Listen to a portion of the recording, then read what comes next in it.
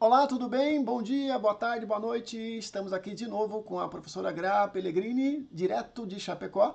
Eu estou vendo o campus Chapecó aí no fundo, aí está no campus então. Não, não estou no campus, estou em casa, mas ali atrás a gente tem o estádio da Chapecoense, a Arena Condá, que é Ah, pensei que era o aqui da... campus. Pois é, para provar que estamos em Chapecó, né? Tá bem, porque as cores são essas, nossas cores do IFSC, né? Exato, perdão aqui de Chapecó, né? Também das cores do IFSC. Beleza, professora Gra. Hoje a gente vai começar um trabalho que eu acho que é muito interessante, que é uma curadoria de livros na área de tecnologia, né? Escolhemos um aí muito bom para começar, que é o livro 2041, do Kai-Fu Com Lee. ele aqui, É o Kai-Fu Lee. Agora sim, eu quero ver se você consegue falar o outro autor, né? Porque são dois autores, é muito legal. meu Fala qual é o Deus, outro autor.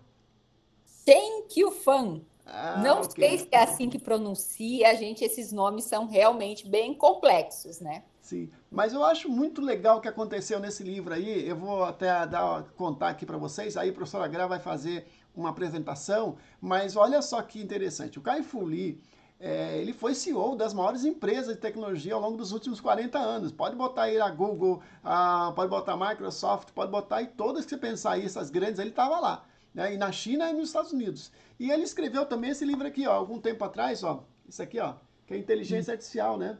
E esse livro aqui é mais amplo. E aí ele fez o seguinte: nesse livro ele convidou esse escritor, que esse escritor ele é fabuloso para escrever contos, como se fosse, como diria assim, contação de histórias, né? Qual o nome para isso, Gra? É uma narrativa, né? Eu estou aqui tentando lembrar o nome correto. Storytelling. Storytelling. Storytelling, isso Exatamente. aí, ótimo. Exato. Então, esse autor, ele é sensacional porque é o seguinte, ele pegou o assunto técnico, que o Kai Fu Lee trabalha há 40 anos com IA, pegou esse assunto e criou, acho que 10 histórias, né? Eu li apenas 4 por enquanto, criou 10 histórias ambientadas em diferentes países, de tal forma que você, de maneira instigante, porque eu juro para vocês, eu peguei o conto lá dos dois pardais, eu até falei para o professor Agra, que eu não conseguia parar. Já tinha dado meia-noite e meia, eu tinha que dormir, porque no outro dia eu tinha aula e eu não conseguia parar. E eu fui até 1h30 da manhã porque eu queria ver o resultado, eu queria ver o desfecho da história. Então, tão interessante é a história. Então é isso que ele consegue fazer. Ele consegue prender o leitor do início ao fim e pegar esses conceitos sofisticados de inteligência artificial e colocar isso em questões éticas, em questão de privacidade, em questão de como a educação vai funcionar. Então, eu adorei essa parte. Ainda vou terminar esse livro, vou tentar terminar ele durante a viagem de ida para São Miguel do Oeste, agora para o CPI, né? Vamos viajar a Uhum. noite toda, vamos ver se a gente consegue ler um pouquinho. Gra, contigo, conta um pouquinho, qual é a tua experiência em ler esse livro para nós? Bom, confesso que a gente que já tem uma certa familiaridade com inteligência artificial, com tecnologias, né, desse nível, a gente consegue até imaginar algumas situações. Ah, como que essa tecnologia vai ser aplicada lá no futuro? Só que muitas vezes a gente acaba se limitando, né? E esse livro aqui, o diferencial dele é que ele cria essas narrativas através do storytelling, e a gente consegue visualizar de forma muito simples e muito clara. Então, aquela tecnologia que antes a gente, né, dependendo do livro, você só lê o conceito, você só lê a parte técnica. Nesse livro aqui, através desses contos que ele traz, a gente consegue visualizar de forma muito simples e muito presente. Bah, é realmente isso que pode acontecer lá no futuro, né? Porque a gente às vezes imagina o futuro, aquela coisa mirabolante, aquela coisa, nossa, não vão mais existir pessoas, não vão. Umas coisas meio, né? E aqui não, aqui ele mostra realmente a vida das pessoas daqui a quase 20 anos, né? O livro foi escrito em 2021, traduzido para o português em 2022, né? Bem ali na pandemia, mas então ele conta a história dali a 20 anos, né? Mas são histórias que a gente consegue visualizar que, poxa, sim, pode ser que carro autônomo, que o uso de máscaras e tal, vão ser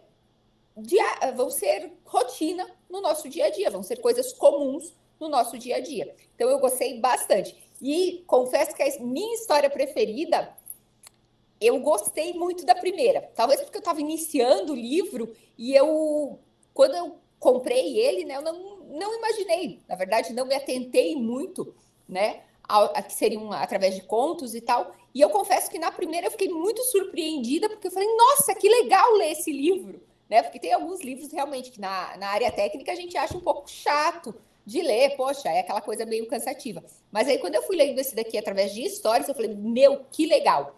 E a primeira história, né, também é muito interessante, que conta, né, como será a nossa vida futuramente, algumas coisas que já existem, né, que a gente basicamente não manipulado, mas monitorado dia e noite.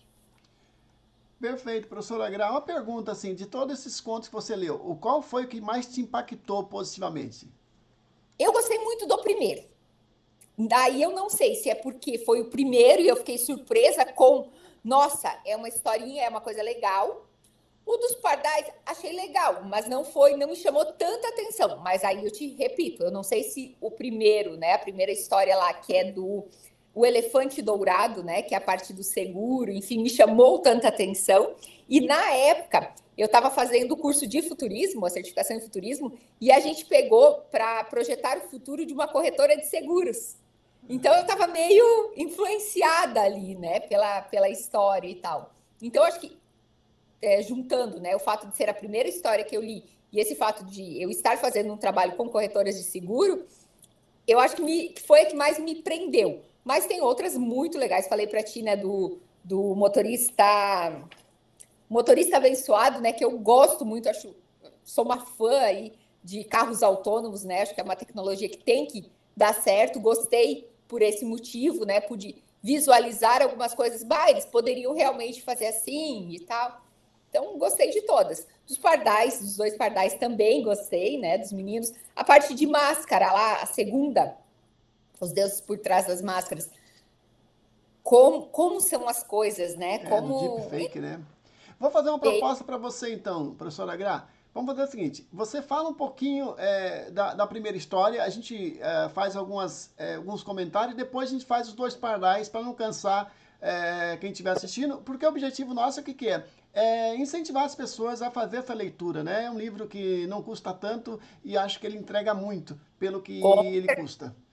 Pode falar então um pouquinho, porque assim, outra coisa que eu queria comentar, esse conto do elefante, né, dourado, ele é ambientado isso que eu queria dizer, ele é ambientado em vários países. Esse é na Índia, com valores da Índia, né? Enquanto que o conto dos dois pardais é na Coreia do Sul. Então aí conta a história de duas crianças órfãs que são gêmeas. Então assim, é muito legal que ele colocou os contos em países diferentes, culturas diferentes. E isso nos leva a viajar pelo mundo, né, vendo como é que vai ter a repercussão em cada país. Esse que você falou também das máscaras acontece na África também, né? Então, aí você tem vários cenários, vários e ele fala um tipos de pouco até sobre realidades.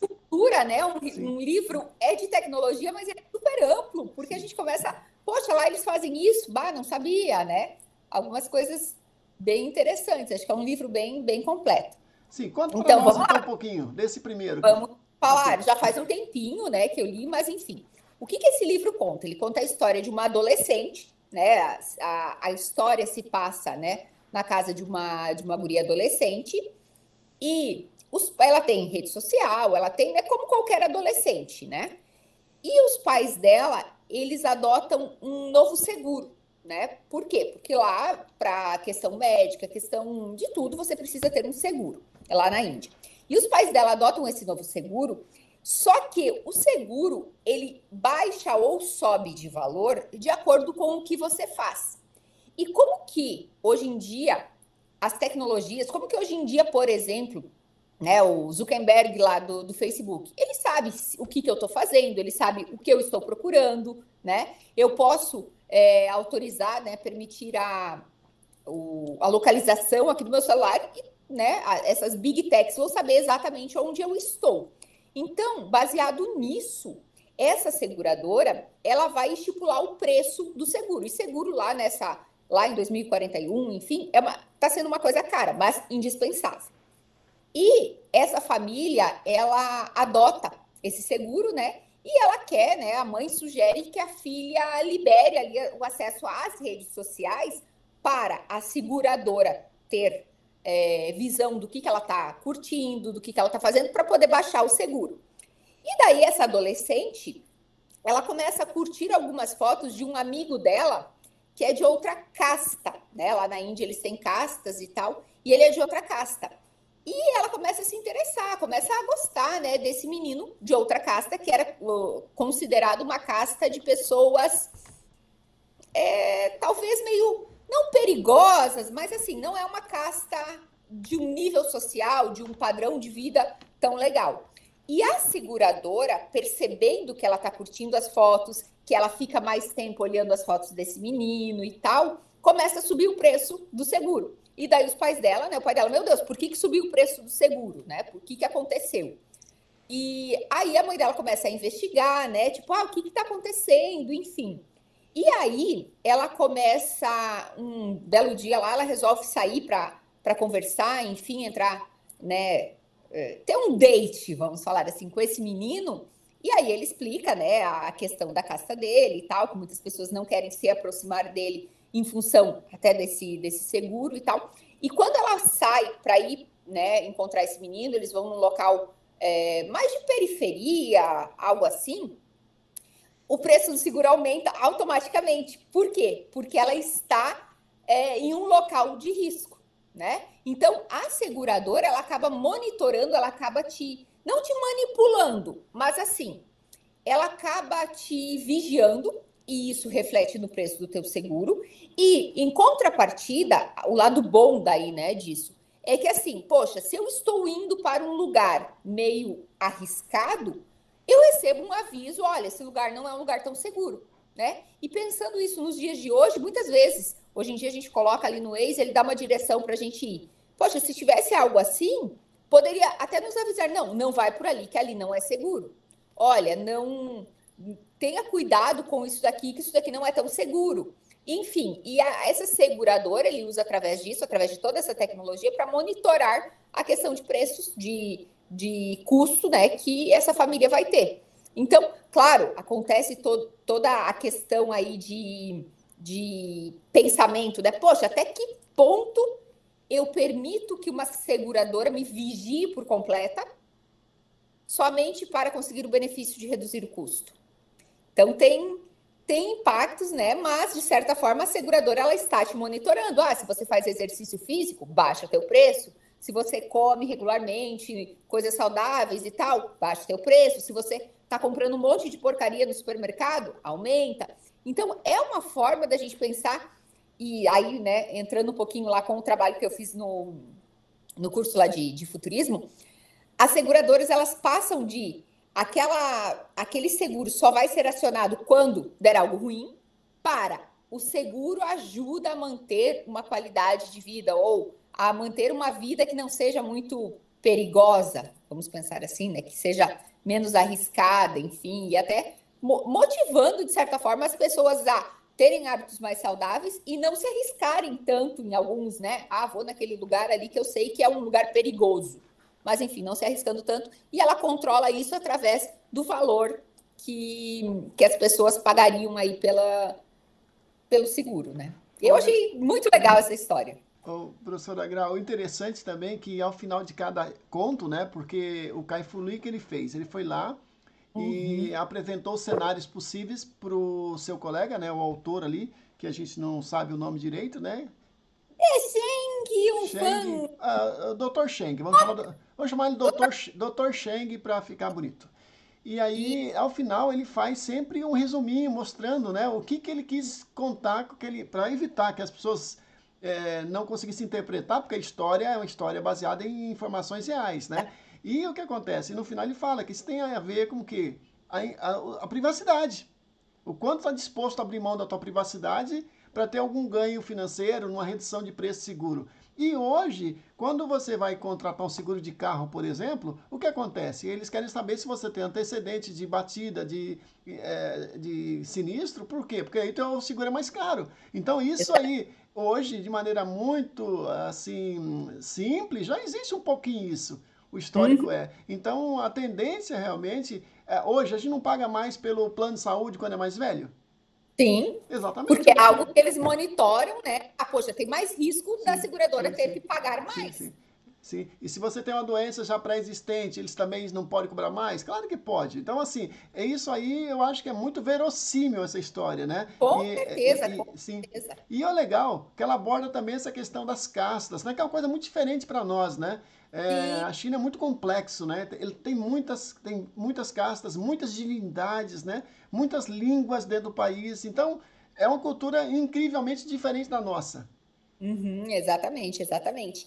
E só complementando, né, essa parte aí de por que que hoje é possível a gente e isso daqui, essa primeira história do elefante dourado, né, elefante dourado que era a seguradora lá, enfim, por que que isso é possível? Porque cada vez a gente tem mais informações, cada vez a gente tem mais dados, né? Se a gente falasse há 20 anos atrás, a seguradora vai monitorar o que você está fazendo para subir ou baixar o valor. É só essa questão. É mais velho, é mais novo, tem antecedente, já bateu ou não bateu. Pronto. Mas cada vez mais eu gerando mais conteúdo, gerando mais informação, cada vez é mais possível eles precisar. Antes que eu imagine uma coisa, eles já estão me avisando: olha, lá vai acontecer tal coisa, ali vai acontecer isso. E assim por diante, né? É, e além disso, você sabe, as mulheres pagam o seguro mais barato que os homens, né? Não sei por quê, né? É porque a gente dirige melhor, né, gente? Isso daí é um fato que temos que aceitar. E Ou assim, dirige os mais homens falam que as devagar. mulheres dirigem mal, mas na hora de vender o carro, era carro de mulher. Hum. Verdade, as mulheres dirigem mais devagar, são mais prudentes, realmente, são mais cuidadosas mesmo, é verdade. Tanto que vivem mais, né? A gente morre mais cedo, essa é a verdade, né? Mas vamos Aí. lá. Adorei essa tua apresentação inicial. Eu vou então começar aqui a falar um pouquinho dos dois pardais, né? Que é o terceiro conto. E Uhum. aí você me ajuda, porque também assim, eu fiz essa leitura já faz uns 15 dias, tá? E eu posso me esquecer alguma coisa aqui. Mas para simplificar, até porque não é para dar spoiler, mas para as pessoas terem interesse em ler o livro, é o seguinte: imagine que esse conto ele passa numa instituição educacional, como fosse um orfanato, onde fosse uma E escola de tempo integral, onde a pessoa vive ali. Duas crianças gêmeas, né, de 6 anos, eles perdem os pais num acidente terrível, os dois pais.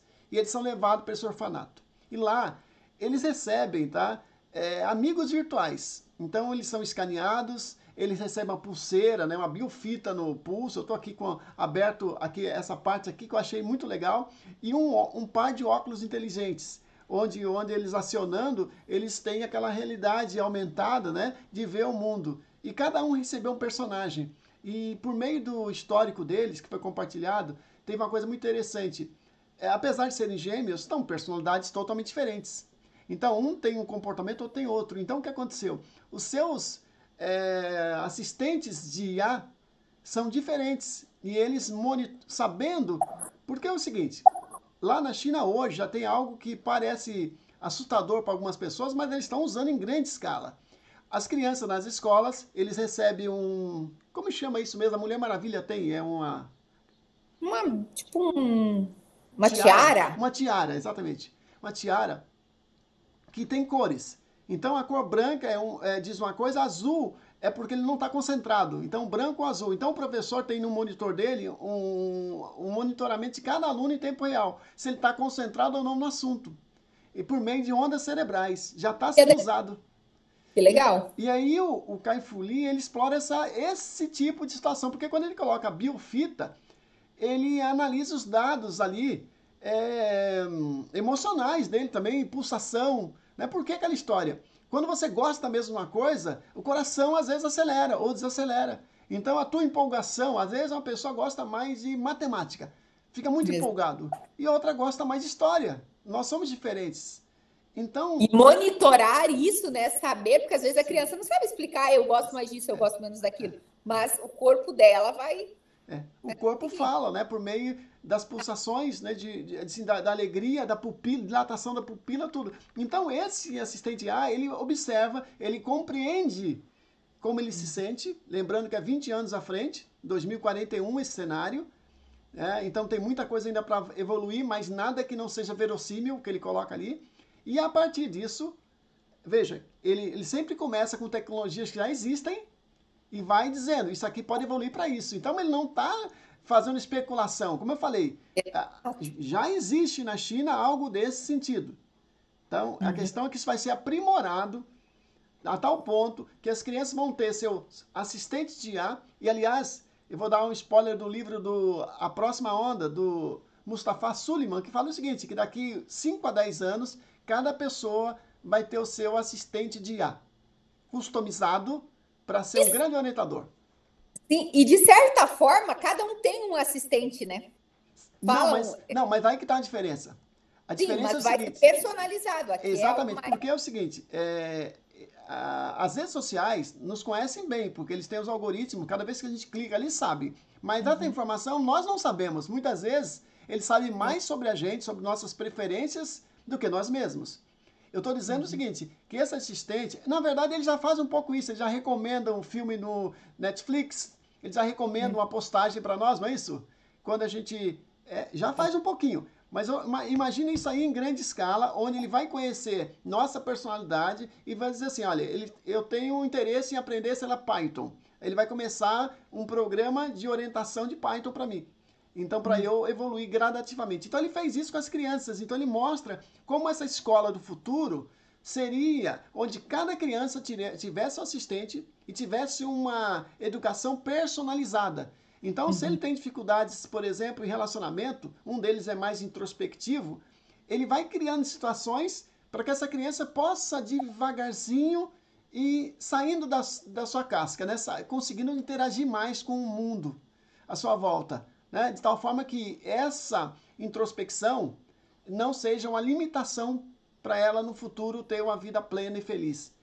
Então, e o outro é mais hiperativo, ele vai também dando estímulos que vai também ajudando essa criança também a encontrar o seu lugar no mundo. Então, nesse sentido, às vezes você vê assim nas palestras, que a IA vai personalizar o ensino. E eu nunca tinha conseguido vislumbrar como.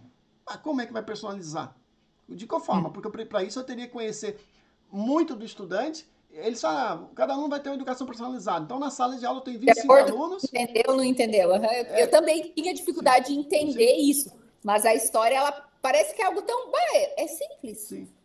Sim. Porque na sala de aula, a gente tem lá 25 alunos. Eu faço o seguinte, quando eu dou aula para o subsequente, que é à noite ali, são trabalhadores. Mas de vez em quando tem alunos jovens junto, dos mais velhos. Então, o aluno que acabou de sair do ensino médio, tá tudo muito fresquinho na mente dele, ele lembra de tudo. Já o aluno de 45 anos, que saiu há 20 anos da escola, ele lembra de pouca coisa. E os dois terminaram o ensino médio, e eles estão ali para aprender refrigeração. O que eu tenho que fazer? Eu tenho que usar, muitas vezes, duas linguagens. Porque, às vezes, eu dou a aula para uma parte, termino aquela explicação, depois explico de novo para outra parte. Cheguei a esse ponto. Imagina, Josué, se você tivesse ali uma tiara, um óculos, alguma coisa que com base na pupila do aluno, nos batimentos cardíacos dele, mostrasse uma coisa, ele está realmente entendendo ou ele está viajando, ele está desconcentrado, porque a gente poderia ter aulas mais direcionadas também. Perfeito, é isso mesmo. Entendendo o que cada um tem de dificuldade, né, e capacidade de compreender. Ou seja, as doses... A gente não pode dar a mesma dose para duas pessoas diferentes, né? São remédios diferentes. É como se fosse um médico prescrevendo medicamento. Fala nisso, Gra. Há uma década eu escrevi um texto baseado até no filme indiano, depois de assisti-lo, que Como Estrelas na Terra. É um filme assim que me emocionou muito. E dali eu percebi a importância da gente pensar uma educação customizada, né? Onde cada aluno tivesse um prontuário educacional. É como cada aluno tem que receber a dose necessária para o seu desenvolvimento, como um médico que receita remédio diferente para diferentes pessoas. E é essa a ideia do conto, não acha? Esse negócio aí de prontuário para cada aluno, já imaginou? Ali foi fácil, né, eles saberem o perfil de cada um desses meninos quando eles chegaram, porque eles chegaram lá no orfanato, pronto, morreu o pai e a mãe e chegaram no orfanato. Então ninguém sabia nada sobre eles. Mas com o acesso compartilhado ao histórico de saúde deles, foi possível já saber exato cada um o que era, o que não era, como que tá. E se para o aluno ele chegasse para a gente já com um histórico compartilhado, esse prontuário, nunca tinha pensado nisso, mas seria muito legal até para você ver, por exemplo, hoje você vê o currículo, mas, poxa, será que aquele aluno foi bom naquele curso? Será que ele gostou de fazer aquilo? Qual foi a impressão que o professor teve do aluno fazendo aquilo? Isso seria muito legal se a gente tivesse, né? Tipo uma pulseirinha ali com chip, alguma coisa que... E junto com o prontuário médico, com o prontuário odontológico, com tudo, né? A pessoa leva junto ali aquela carga de quem é ela. Sim. Eu acho que seria legal. E aí o que eu faço? Para evitar ruído, eu faço. Na primeira semana, eu faço uma avaliação diagnóstica, né? Faço uma revisão e faço um diagnóstico. Com isso, eu sei mais ou menos qual o nível de cada um na sala. Então, tem alunos que estão muito avançados já. O que é assim? Eu vou dar aula, por exemplo, de mecânica dos fluidos. E eu preciso muito calcular volume, áreas, divisão, né? Ou seja, que vazão, né? É velocidade vezes área, mas também é uma quantidade de volume pelo tempo. Então, são continhas simples, né? Para nós, né? De dividir, multiplicar, regra de 3. Então, já começo pedindo para eles calcular um volume de uma caixa d'água, calcular uma área de uma circunferência e assim por diante, né? Círculo, né, claro. Então, gente, aí a gente consegue, assim, ter uma avaliação diagnóstica e a gente vai dosando. Mas, então, esse conto, ele leva isso ao extremo. À medida que eu tenho esse prontuário bem claro, esse diagnóstico bem claro, é possível você fazer as doses corretas para cada um. Então, esses alunos, esses meninos se desenvolvem muito e se encontram, porque eles são adotados por famílias diferentes, eles são separados, algo que no Brasil não é muito comum, né? Mas nesse caso, esse filho mais introspectivo, ele não é fácil de lidar, ele tem um pouco de autismo, né? Então, ele fica muito fechado, ele é muito agressivo também. Então, ele acabou sendo adotado por outra família. É que fala, síndrome de Asperger. Isso. Uma coisa... Exato. Sim. Até para a gente ver, poxa, será que lá é permitido mesmo ser adotado por famílias diferentes? Cara, olha como a cultura deles é diferente da nossa. Sim. O livro também traz essa reflexão. Eu confesso que a hora que eu vi, eu falei, meu Deus, como assim? Cada um. Mas o livro traz parte de cultura também, né? Sim. Aliás, sim, a Coreia do Sul é um dos países mais competitivos do mundo. Então, em vários momentos, você vê essa competitividade já nas crianças. Eles são muito competitivos hoje.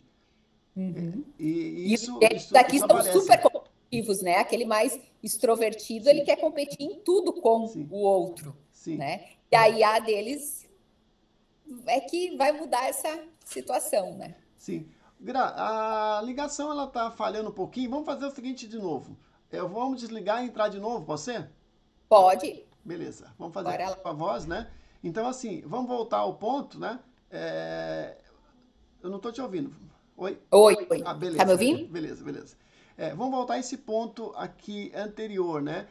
Da questão cultural. Então, a Coreia do Sul é um país muito competitivo e isso aparece também ali no conto, né? Porque um dos gêmeos é muito competitivo e o outro já tem já uma síndrome, que ele é mais introspectivo, tem um pouquinho do espectro de autismo, né? Então, eles são adotados de famílias diferentes. E aí, os pais dele, aí uma coisa interessante, que o pai do menino mais introspectivo, ele trabalha muito com essa questão de humanidade, né? De desenvolvimento humano. E o outro pai do menino mais extrovertido é do mercado financeiro. E aí, o mais interessante é que no final, quando eles são mais velhos, o sonho dele é ser igual ao pai. Mas o pai, chega um momento que as IAs, elas acabam sendo tão fortes que elas acabam mudando todo o mundo dos jogos e ele tem muitas aplicações nesse mundo de games. Uhum. Né? E aí o que eu queria lembrar também, o conto fala o tempo todo de gamificação da educação, coisa que nós não conseguimos com tecnologia hoje fazer praticamente. São poucas disciplinas onde a gente pode fazer. Eu sei que eu brincava um pouquinho com o Kahoot de vez em quando, eu dou aula de projetos, então acaba sendo mais divertido assim, mas nem toda matéria dá para gamificar. Até porque muito professor tem preconceito com isso, né? Porque acha que isso é bobagem, né? Mas o conto conta de maneira possível como é possível gamificar a educação, ou seja, as crianças vão sendo incentivadas, né, a vencer etapas, conseguir alcançar metas ao longo da vida. Eles gostam disso, né? Até tem outro conto lá do motorista que o menino vai treinar a IA pensando que é um jogo de videogame. né? Então, essa questão de ser... E por que não o nosso aluno vir estudar achando que é um jogo de videogame? Seria É, muito mais divertido? Mais eu, interessante? Gra, eu acho que a gente tem sempre que fazer o possível para que as crianças, que os olhos das crianças brilhem, né? Ou seja, que seja Ah, agradável. concordo. Porque Concordo. a educação não é só. Aí eu vou falar obviedade aqui para uma pessoa como você, que é muito experiente também como educadora, né? A gente muitas vezes tem professores preocupados muito em passar conteúdos, né? Mas Uhum. aquilo que a gente conversou na nossa conversa do projeto Educadores, né? Como é que você quer ser lembrado daqui a 20 anos, né? Então, se você não tocar no emocional do aluno, não envolvê-los emocionalmente de alguma forma, aquilo para ele vai ser apenas mais uma matéria a ser cumprida para o currículo. Mas se Tá? você fizer a diferença de alguma forma, né, conversando, né, entendendo, né, as necessidades e sendo empático, talvez você Uhum. faça a diferença mais profunda.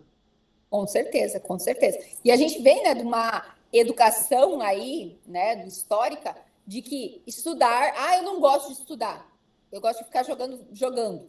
Cara, mas o jogar, se for colocado na educação e tal, você consegue. Só que, claro, é algo que o professor tem que sair da zona de conforto, né? E não é tão fácil fazer isso para. Aí dando um desconto também para não parecer que é culpa do professor, que é displicente. Dizer assim, tem matérias que é mais fácil gamificar que Concordo. outras. Tá? Eu vejo assim que quando lançou o Xbox lá em 2009, 2010, o Kinect, né, você podia jogar com o corpo e ali abriu um monte de possibilidade de usar o jogo para educação física e para outras reabilitação e para outras atividades. Existem games de matemática fantásticos onde os alunos vão melhorando. O Duolingo, por exemplo, é um tipo de IA, que é um tipo de jogo. É Uhum. isso que a gente está falando. Não estou falando aqui de ficar jogando Exato, jogo de atirar, mas tem jogo de estratégia, assim, que exato, ajuda a exato. aprender história. Né? Tinha Olha, um que eu jogava antigamente, que sim. era de uma. Jogava, né? Não faz muito tempo, mas minha sobrinha de. Ela na época devia ter o quê? 13 anos, que ela fez eu baixar no celular, porque eu tive que jogar. Era uma fazenda. E você tinha que tratar os animais, você tinha a responsabilidade, você tinha que. Eu preciso de um galpão novo, então eu tenho que ver, eu tenho que plantar milho, eu tenho que colher, eu tenho que isso. Cara, quer uma aula de administração melhor do que isso? Não tem. O Né? Mas Minecraft. Ó, muitas tem coisas. várias escolas, Gra, que usam o Minecraft, por exemplo, como uma forma educativa. Né? Meu filho, por exemplo, ele sabe um monte de coisas assim que ele não aprendeu na Uhum. escola, Uhum. por conta do Minecraft. Então, assim, realmente, uma vez eu estava assistindo, eu estava dando uma aula, e aí me apareceu a história do terremoto. Oi, travou. Oi, cortou, né? Tudo bem? Oi, Voltou? voltou. Então, há alguns anos eu estava dando uma aula, aí eu estava falando sobre o terremoto de Lisboa em 1755, porque eu Uhum. estava dando uma resistência dos materiais, e contando, né, que praticamente Lisboa foi destruída, a maioria das casas, e foi feito um projeto de reconstrução pelo Marquês de Pombal tal, e realmente mudou realmente a cara de Lisboa, né? E aí, tem um aluno que contou que aquele terremoto estava no jogo de Assassin's Creed, não sei como é que fala isso, tinha um jogo que ele tinha visto toda aquela a situação no meio ambientada ali. O personagem saindo do terremoto, pulando os telhados para chegar no porto, no navio, para fugir do terremoto. Milhares de pessoas morreram ali. Então, quero dizer assim, tem jogos e jogos. Tem jogos que ajudam realmente a pessoa a aprender. Mas Claro, com certeza. acontece que nós, professores, individualmente, não temos tecnologia para fazer isso. Eu fico imaginando o seguinte: hoje eu estava estudando ali laboratórios remotos e inteligência, a realidade aumentada, e muitas universidades estão contratando agora desenhista instrucional ou pessoas especializadas em tecnologia para construir aplicativos e aplicações para auxiliar no ensino. Então, um tipo de profissional, não é desenhista, é designer instrucional. É um tipo profissional especializado em usar realidade aumentada, criar programas de realidade virtual, gamificar. Então, esse profissional hoje, ele não está aí disponível. São profissionais que têm que ser criados com formação de TI e com formação de pedagogia. Talvez Exato. a faculdade boa, porque o que está acontecendo hoje? Tu vai lá na caixinha, né? Da divisão do trabalho, tu é pedagogo. Tu é analista de TI. Não tem essa profissão, analista de TI pedagogo. Né? Sim, E a gente podia claro. ter um curso como esse, que as Claro. pessoas fossem boas também na forma de aprender, porque o processo de aprendizagem de Vygotsky, tem que aprender Paulo Freire, tem que aprender como a pessoa se constitui como ser humano, o processo Perrenot, tem que deve, né? Pegar todos esses educadores, aí, tem que aprender. E tem que aprender também tecnologia Claro. informacional. E se a gente for ver isso, que esse profissional não existe, a prova disso é esse livro. Sim. Porque ele, o autor, né, o Kai-Fu Lee, ele não, sozinho, ele não conseguiria escrever esses contos tão bem estruturados, essa coisa que prende o leitor sozinho, porque ele domina da tecnologia, então ele precisou de um assessor, né, de um coautor ali para fazer esse storytelling, para fazer essas narrativas e conseguir explicar tecnologia de uma forma tão legal que qualquer pessoa, né, sendo ou não da tecnologia, vai conseguir entender. E mais uma coisa, Gra, até para você que gosta de estudar muito também, assim, depois de ler essa parte do livro, eu fiquei com uma vontade imensa de me aprofundar e estudar mais storytelling, porque imagino que para ensinar com histórias, e eu digo, eu vou fazer aqui referência a um professor que eu tenho muita admiração, que faleceu há uns 10 anos, o professor Hipólito, que ele se aposentou na UFSC, 25 anos de carreira na área de mecânica dos fluidos e foi dar aula na então escola técnica lá em São José comigo lá. Ele já com doutorado e tal. Foi o primeiro doutor nosso do campus, né? E o primeiro também doutor da engenharia mecânica. Então, uma pessoa que trabalhou na NASA, fez doutorado nos Estados Unidos na década de 70. Então, uma pessoa fora de série, extraordinária, inteligentíssima em vários campos do conhecimento. E ele contava as aulas dele, ele contava histórias. A gente, às vezes, na época, não entendia. Eu tinha 23 anos, mas os alunos lembram muito das histórias dele até hoje. Porque ele ensinava mecânica dos fluidos, ele contava, inventava uma historinha, e aí prendia a atenção do aluno, e o aluno lembra das aulas dele até hoje. Eu encontrei um aluno recentemente que me contou uma aula inteira dele. Pois é, E é exato. storytelling. Tem a Marta Gabriel, que ela é futurista também, e ela fala muito de storytelling, acho que ela tem um livro, se não me engano, de storytelling, para tentar fazer isso daqui, basicamente, né? Perfeito, perfeito. Gra, adorei essa conversa. Vamos parar por aqui que a gente está dando muito spoiler tal do livro. Mas olha, gente, leia o livro, leia o livro, leia o livro, que o livro é sensacional, tá? Pode ser na versão impressa, como a Gra tá aí, ou também, vamos pegar aqui, ó, pegar minha capinha, vamos pegar nós dois aqui para ele pegar aqui. Se eu deixa eu a versão digital, ele tem isso, né? Eu gosto, nesse ponto eu sou bem arcaica, né? Eu gosto de ter o livro. Eu também adoro o físico, mas de vez em quando, é como esse aqui. Então, nós dois aqui, ó, né? Ó, o 2041, aqui, né? Os gêmeos aqui, né? E, olha, Gra, um papo muito legal, muito de educação. Espero que a gente possa repetir, né? Porque a minha meta depois é daqui, eu acho que um mês, mais ou menos, vamos marcar a data ali de fazer a próxima onda. E eu imagino que temos aí uns 10 livros, pelo menos, da área de IA e tecnologia de ponta para conversar. E isso, quem sabe, incentiva as pessoas a poder ler um pouco mais, né? Porque no mundo hoje de tanta instantaneidade, né? Onde as pessoas gostam de ver vídeo de 30 segundos, né? Gatinho no TikTok, com todo respeito, mas os gatinhos são fofinhos, mas as pessoas têm que se concentrar um pouco melhor. E o que eu gostei desse livro é que ele não tem ilustração, então você cria o personagem na cabeça. Então, os personagens que os assistentes que eu criei são diferentes do que a Gra criou. Com certeza. E ele não colocou um desenho. Então, assim, fica para a nossa imaginação. Imaginar é muito bom. E, com certeza, né, a gente pode falar mais sobre as outras histórias também num outro momento aí. Perfeito. Muito obrigado, Gra. Fique bem. Boa sexta-feira aí. Sucesso para você. Saúde aí. Até a próxima live sobre isso. Obrigado.